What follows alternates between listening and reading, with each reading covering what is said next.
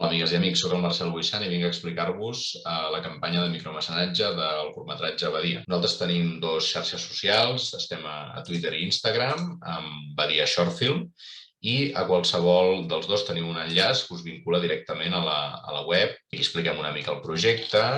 I aquí a la dreta tenim el més important, que són les recompenses per cada aportació que feu.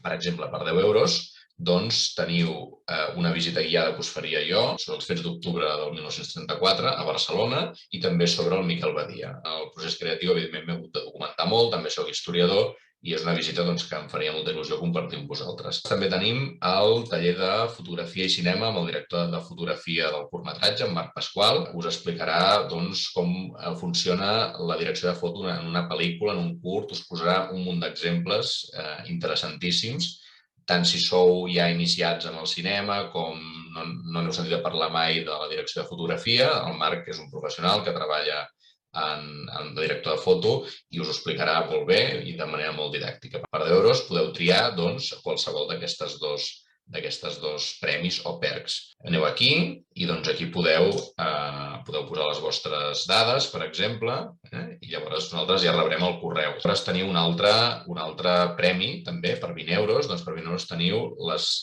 dues, la visita guiada i el taller de fotografia amb el director de foto. Per exemple, per 50 teniu la possibilitat d'assistir al rodatge o fer d'extra. Em direu, ostres, Marcel, és que són molts diners.